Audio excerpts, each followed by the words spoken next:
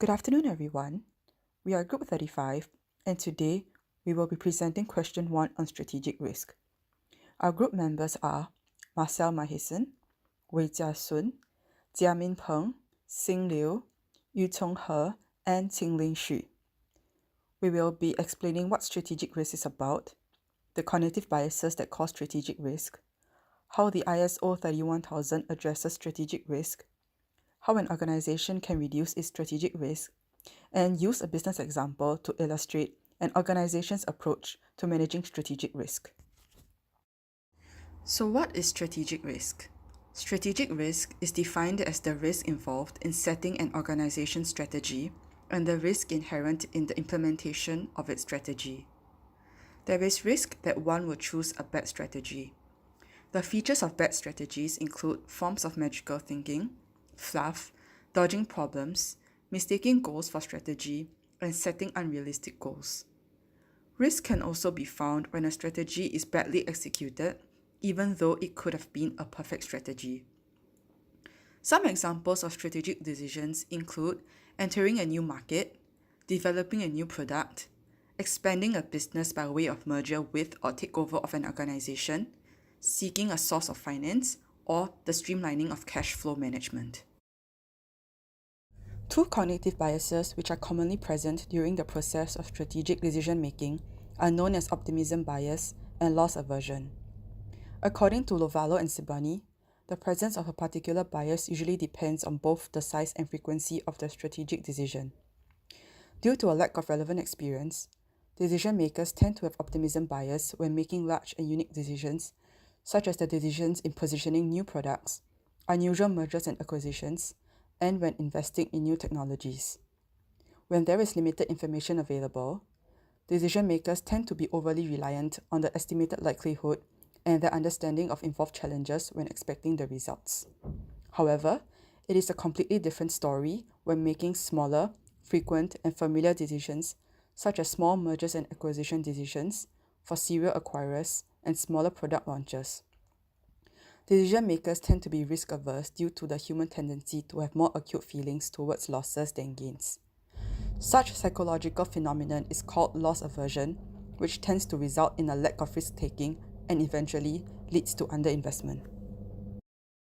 Other less common cognitive biases in strategy decision making could be misaligned time horizons, misaligned risk aversion profiles, champion bias, and sunflower management. How can we address cognitive biases?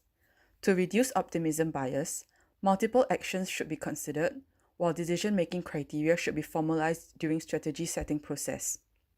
Besides, the impact of the strategic decisions on stakeholders should be recognized during decision-making. During the process of implementation, accountability and responsibility should be clearly identified. In addition, key performance targets and key risk indicators should be properly monitored. Last but not least, independent and post-implementation reviews should be conducted. To reduce loss aversion, both the firm culture and incentive system can encourage and reward risk-taking while increasing profits for the firm. In addition, increased use of technology to replace human-based decisions can also help to reduce cognitive bias. Moreover, by adopting effective monitoring systems, cognitive bias can be reduced by providing rapid feedback for the effect of implementing the decisions. Setting a strategy should be managed as a risk like all management activities. The ISO 31000 provides strategic risk management guidance by way of the risk principles, framework, and process. The version of ISO 31000 2018 is updated and has improved on the risk principles. The ISO 31000 provides guidance on whether an organization's goals have risk and how the risk can be measured. The risk management process can correct strategic errors and reduce the strategic risk of organizations. In ISO 31000, the first step which should be followed by organizations is the mandate and commitment to managing strategic risk. The risk management can create and protect value. It improves performance, encourages innovation, and supports the achievement of goals.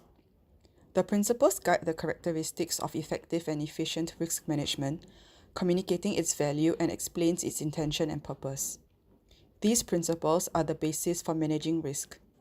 The principles should be considered when organizations establish the framework. It can help organizations manage the impact of uncertainty on their goals. Secondly, the framework for managing risk should be designed. The purpose of the risk management framework is to assist the organization in integrating risk management into significant activities and functions. The effectiveness of risk management will depend on its integration into the governance of the organization, including decision making. This requires support from stakeholders, especially from top management. Thirdly, organizations should implement risk management. Then, organizations should monitor and review the framework. Lastly, organizations should continuously improve the framework based on the results of monitoring and reviewing. There are 5 steps in the risk management process. The risk management process should be part of management and decision making and integrated into the structure, business, and processes of the organization. It can be applied at the strategic, business, program, or project level.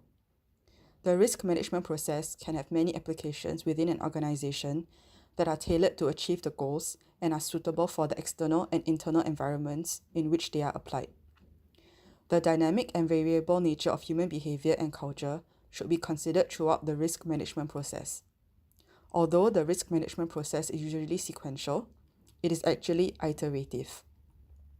The purpose of monitoring and review is to ensure and improve the quality and effectiveness of process design, implementation, and results.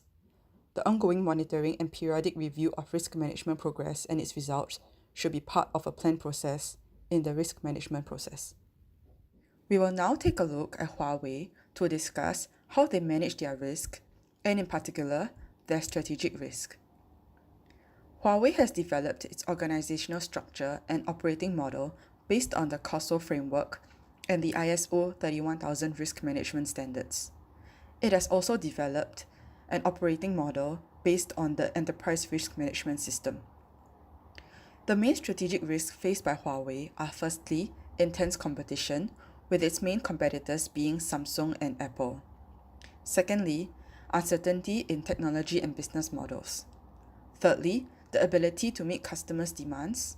And lastly, the ability to provide customers with quality products at competitive prices.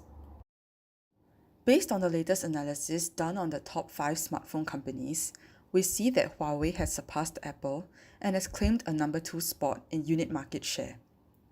How have they managed to achieve their strategic goals and reduce their strategic risk? Firstly, they are aggressive about research and development.